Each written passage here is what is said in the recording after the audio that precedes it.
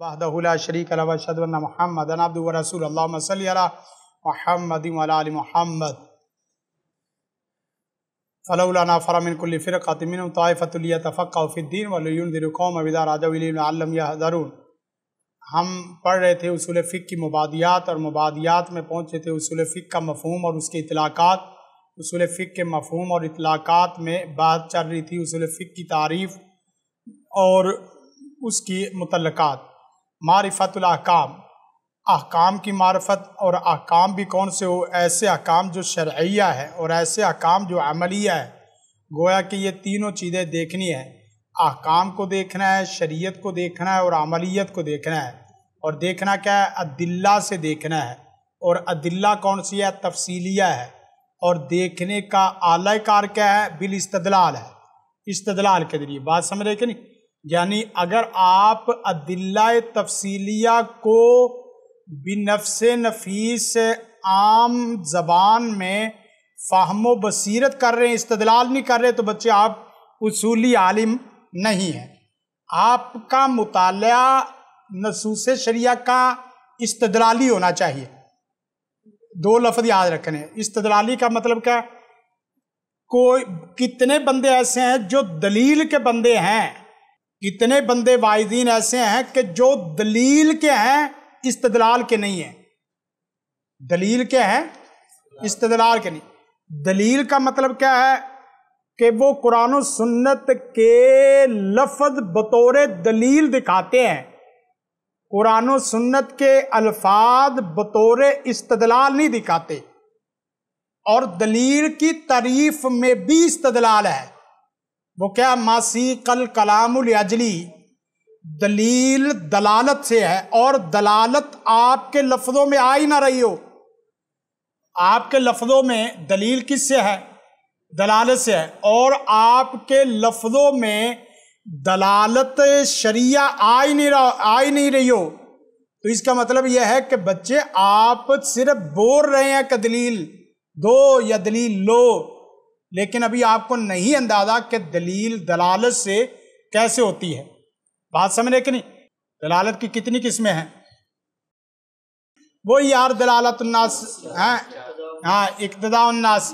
اب یہ ادھر جا کے بتائیں گے کہ ہم دلالت الناس اور عبارت الناس آپس میں کیا ہوتی ہے۔ یعنی عبارت الناس بھی تو وہی ہے، تو نس بھی وہی ہے، تو عبارت الناس کہاں سے آ گئی؟ جیسے ہوتی نا نس، نس کا مطلب کیا ہے؟ ما سیق الکلام لاجلی، تو نس کی عبارت بھی تو ہوگی نا، تو جب عبارت ہوگی تو عبارت الناس اور نس کو الگ الگ کیوں کیا گیا ہے؟ سوال تو یہ ہے۔ بات سمجھے؟ سوال تو آ رہا ہے کہ نہیں؟ ارسطو افلاطون کی طرح سوال تو آ رہا ہے کہ نہیں؟ بات سمجھے؟ وہ سوال پیدا کرنے والے لوگ تھے، اس لیے ان مغرب ارسطو افلاطون سقراط بقراط وغیرہ ان سے اٹھان لینے والا ہے۔ ارسطو افلاطون اور سقراط بقراط ان کے مزاج میں ہے کہ جس چیز کو ہلانا ہے سوالات اٹھا دو، اس کے اندر کیا کر دو؟ سوالات اٹھا، سوالات پیدا کرو، اور سوالات سے تشکیک میں لے آؤ، تشکیک سے انکار پہ لے آؤ۔ اس لیے آپ نے مد مقابل کو توڑنا ہے نا، اس کی فکر پہ سوالات کھڑے کر دو، اس کے کام پہ کیا کر دو؟ لیکن سوالات ایسے ہوں کہ وہ واقعتاً جواب کے متقاضی ہوں۔ اس وقت آپ اندازہ کریں، جس وقت بمبئی حملوں میں انڈیا نے پاکستان کے اوپر سوالات کھڑے کر دیے تھے، پاکستان کے مخالف سارے ممالک ہو گئے، لیکن اس وقت مودی کے اوپر ان کا میڈیا اور باقی دنیا کا میڈیا انہوں نے سوالات کھڑے کر دیے، جس کی وجہ سے وہ پیچھے چلا گیا ہے۔ اور یہی وجہ ہے کہ گامدی اینڈ گروپ مغرب جتنا بھی ہے وہ کہتے ہیں کہ اسلام کا معاشی نظام کیا ہے؟ سوال۔ اسلام کا معاشرتی نظام کیا ہے؟ سوال۔ اسلام کا عدالتی سیاسی نظام کیا ہے؟ سوال۔ اسلام بزنس میں کیا رہنمائی دیتا ہے؟ سوال۔ سوال سے کیا آ گئی؟ تشکیک پہ، اور تشکیک سے کیا؟ سوال کا جب جواب نہیں آئے گا تو بچے کہاں چلے جائیں گے؟ تشکیک پہ، اور تشکیک سے وہاں کہاں جائے جائیں؟ انکار پہ۔ الہاد کی بھی بنیادی وجہ یہی ہے، الہاد سوالات کھڑے کرتا ہے کہ انسان کیا ہے، علم کیا ہے، مادہ کیا ہے، خالق کیا ہے، تخلیق کے کائنات کیا ہے، تخلیق کا آغاز کیا ہے، تخلیق کا اختتام کیا ہے۔ یہ سارے وہ سوالات ہیں جس سے ایک ملحد الہادی نظریے پہ آتا ہے۔ آپ ان کے سوالات ختم کر دیں، اللہ کے فضل و کرم سے فوری مسئلہ حل ہو جاتا ہے۔ تو میں نے کیا کہا، معرفت الاحکام الشرعیہ العملیہ من ادلتہا التفصیلیہ، آگے لفظ کیا ہے، بالاستدلال۔ اصل یہ چیز ہے استدلال۔ اور استدلال کی کتنی چیزیں ہیں بھلا؟ استدلال کتنی چیزوں سے کرتے ہیں؟ قرآن و سنت نے یہی تو بات ہے، استدلال کتنی چیزوں سے کرتے ہیں؟ ادھر اگر دیا ہے تو ٹھیک ہے، نہیں تو آگے دیکھتے ہیں۔ استدلال پہلا ہوتا ہے استدلال بالقواعد العامہ۔ استدلال کیا ہے؟ بالقواعد العامہ، استدلال بالقواعد العامہ۔ دوسرا ہے استدلال بالمنقول، پہلا استدلال بالمنقول، دوسرا ہے استدلال بالقواعد العامہ۔ استدلال بالمنقول، دوسرا کیا، استدلال بالقواعد العامہ۔ تیسرا کیا ہے، استدلال بالمعقول۔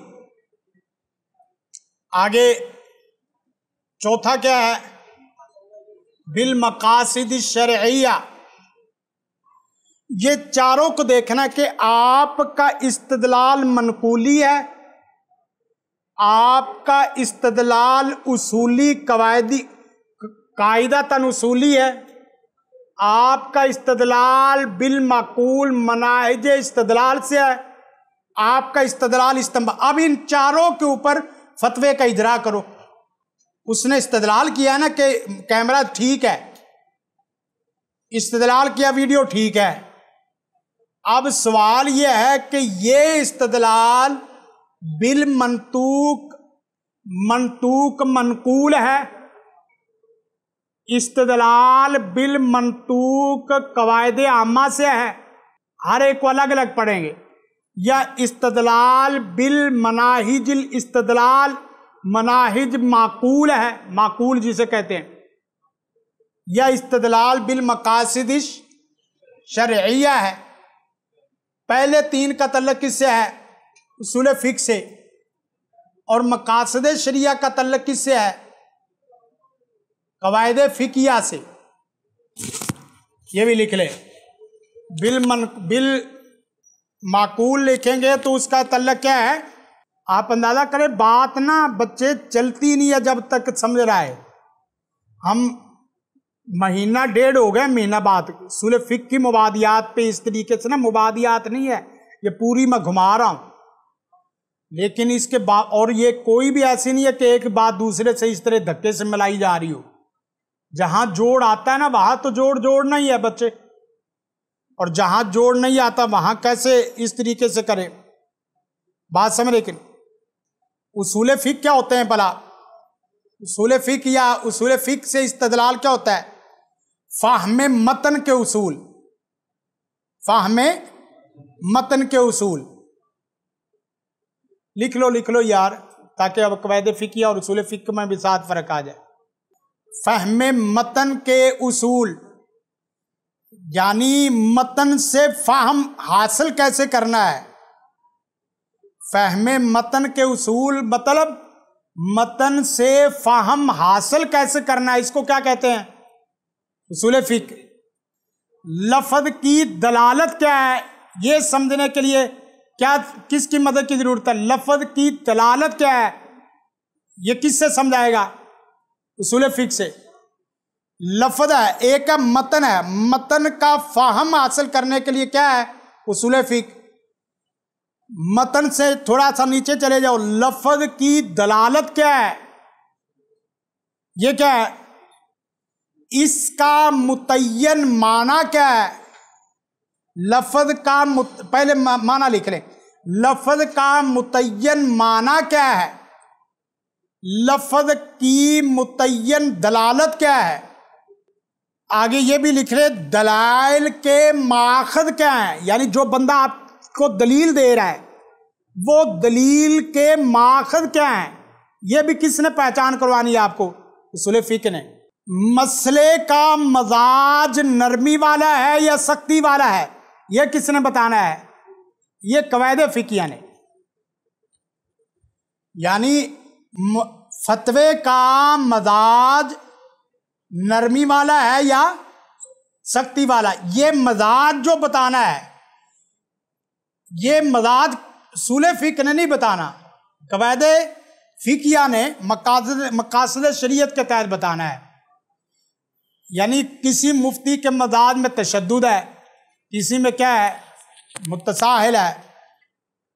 مسئلے میں مزاج کا رویہ کا ہے، یعنی شریعت کے جو رویے ہیں، شریعت کے رویوں کا رخ متعین کرنا، یہ کس کا کام ہے؟ قواعد فقہیہ کو۔ کہتے ہیں یار میرا وجدان یہ کہتا ہے کہ شریعت کا یہ مزاج نہیں ہے جو تو بات کر رہا ہے، نیچے سے مچھلی پکڑی اور سورج سے بھون کے کیا ہے کھا گئے یہ کہتا ہے نا بھئی نیچے سے اس نے مچھلی پکڑی اور سورج کی دھوپ میں بھون کے کیا ہے، اچھا اس کی مچھلی بھونی گئی اور اس کا ہاتھ نہیں بھونا گیا۔ یہ شریعت کے عمومی قواعد فقہیہ سے پتہ چلتا ہے، یا نص اس طرح کی ہوتی نہیں ہے، شریعت کے رویے یہ نہیں ہے۔ کہتے ہیں استاد کے پاس ہم بھی 6 سال پڑھے ہیں، 8 سال پڑھے ہیں، ہم نے اپنے استاد کے رویے میں یہ چیز نہیں دیکھی تو جو بتا رہا ہے۔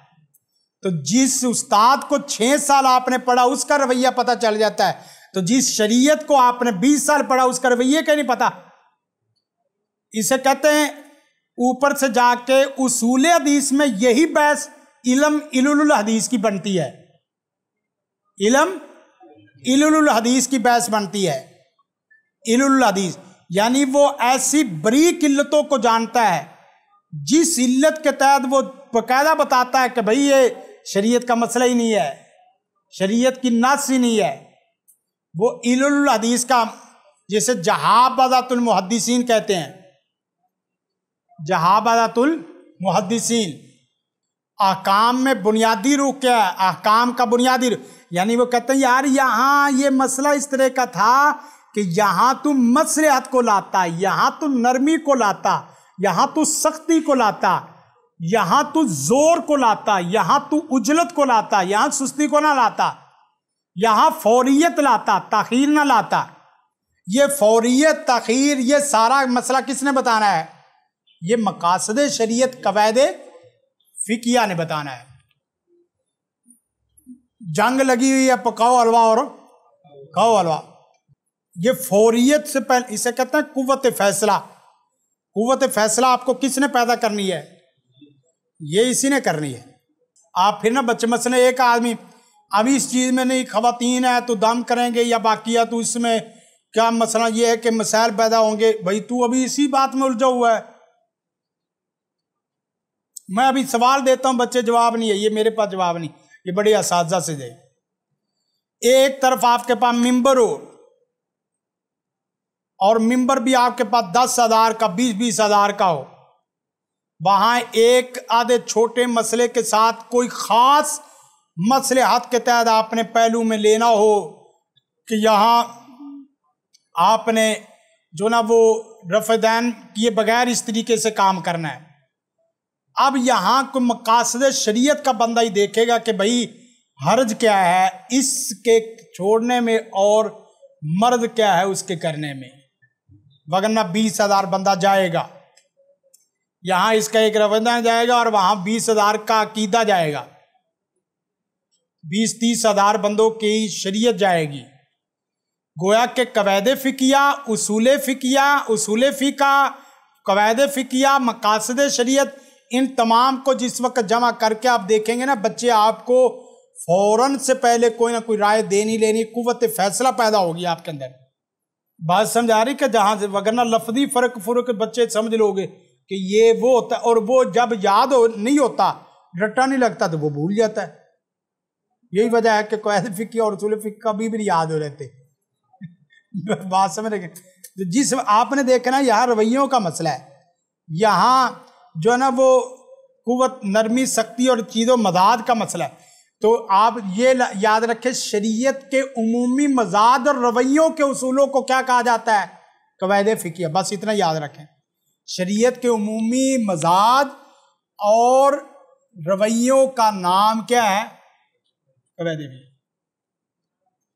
شریعت کسی کے اوپر بے جا سختی کرتی ہی نہیں ہے.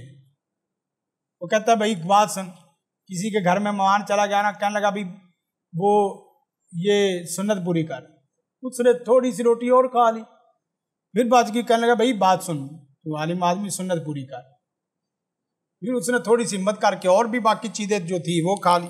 اور بات تو سنت کے آڑے میں سارا کچھ صفایا کر جاتے ہیں نا.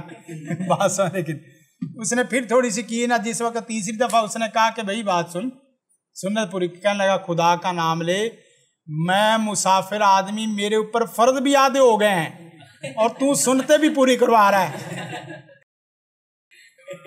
میں مسافر آدمی، میرے اوپر اللہ نے فرض بھی آدھے کر دیے ہیں اور تو سنتے بھی میرے سے کیا ہے؟ پوری کروا رہا ہے.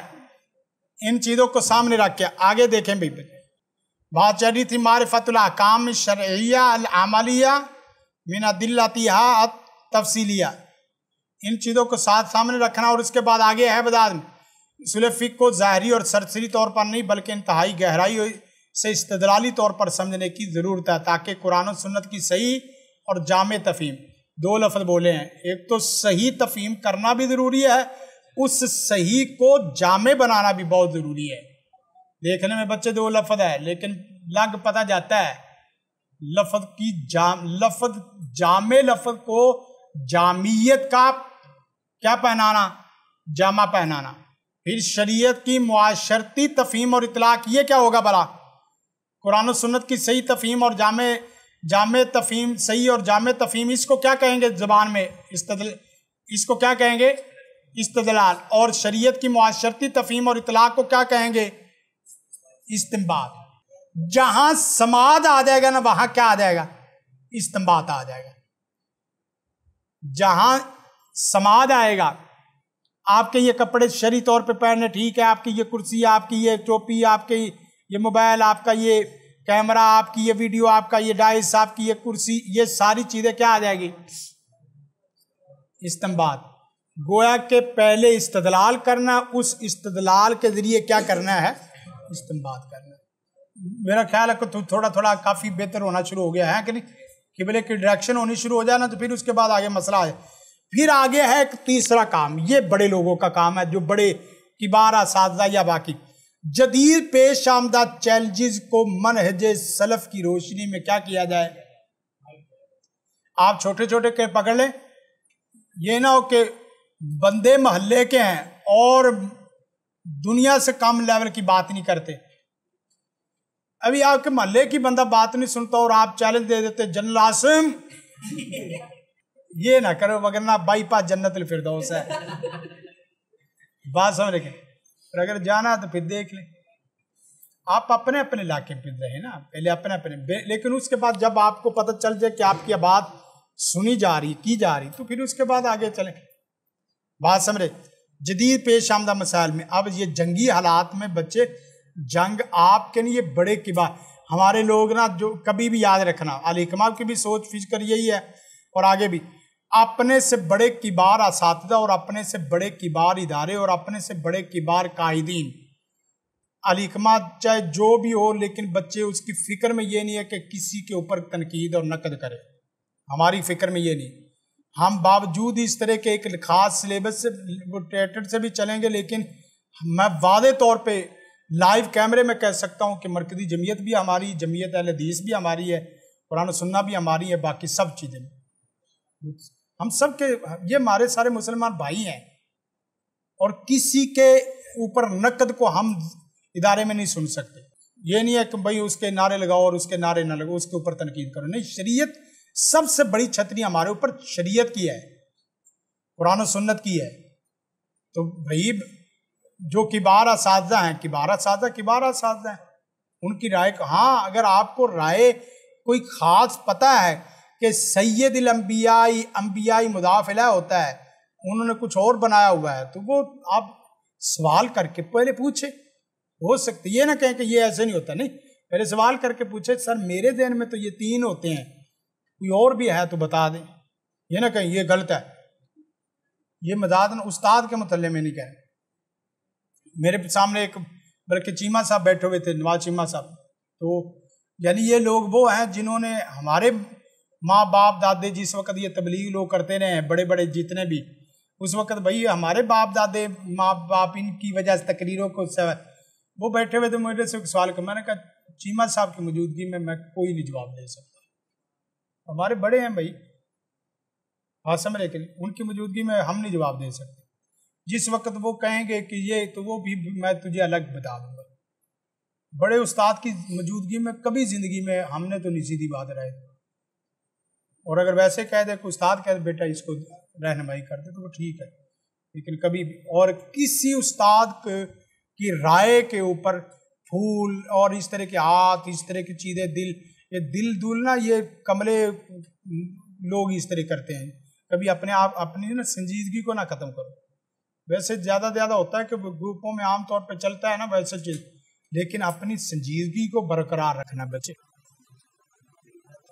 تو میں بھی اس طرح کرتا ہوں بچے، بھائی بات سمجھ، میرا بھائی میں نہیں ہنس رہا تو بچے کیوں ہنس رہے ہو؟ جب میں ہنسوں گا کھل کے ہنسے، سارے مل کے ہنسے، لیکن یہ ہے کہ ویسے ہی ہنسی جانا تو یہ نہیں چیز۔ اسی طریقے سے کلاس کا نہیں مسئلہ، ویسے عمومی مذاہب بتا رہا ہوں کہ اساتذہ کی ایک بچہ اسی طرح تھا کہ اساتذہ ہوتے ہیں نا مثلا کھانے کے دوران میں یا باقی عام مجالس میں کھلے مزاج سے کھلے ہو کے بیٹھ گئے، بعد دفعہ پاؤں سیدھے کر کے نہ، تو اس طریقے سے اب ایک بچہ تھا اس نے ٹوپی اتار کے نا ایسے ٹانگیں بچا کے بیٹھے، میں نے کہا بیٹا باس ہے، یہ اساتذہ کا بڑا پانا ہے کہ وہ ہمارے میں بیٹھ کے ہماری طرح میں وہ ہو رہے ہیں کہ بچوں کے ساتھ بیٹھ کے بچے بن کے، تاکہ بچوں کو فیل نہ، لیکن ہمارا کام یہ بنتا ہے کہ ہم اساتذہ کی مجلس میں اسی طرح بیٹھے جس طرح طالب علم بیٹھتا ہے۔ استاد کے ساتھ کبھی بھی میں نے 8 سال 10 سال اساتذہ کے ساتھ رہا، تو بھائی اور وہاں استاد بھی یہ کہتے ہوتے تھے کہ بھائی آپ صاحب آ گئے تو آپ صاحب نا ان چیزوں کو، یعنی بسا اوقات میں سمجھتا ہوں کہ بعض شغلی استاد تھے لیکن میرے جانے کے بعد وہ شغل کام لگاتے تھے، کہتے تھے کہ قاری صاحب اس چیز کو نہ زیادہ پسند نہیں کرتے، لیکن میں پسند نہیں، میں ہم کون ہوتے ہیں استاد کی پسند اور ناپسند کا فیصلہ کرنے والے۔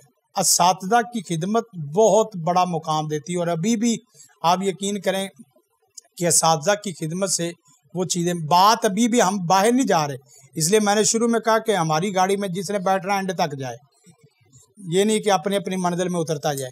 بات چل رہی ہے جدید پیش آمدہ مسائل چیلنجز کے حل میں کبار اساتذہ، کبار ادارے، کبار تنظیم، تو اس میں جا کے جزاکم اللہ خیر۔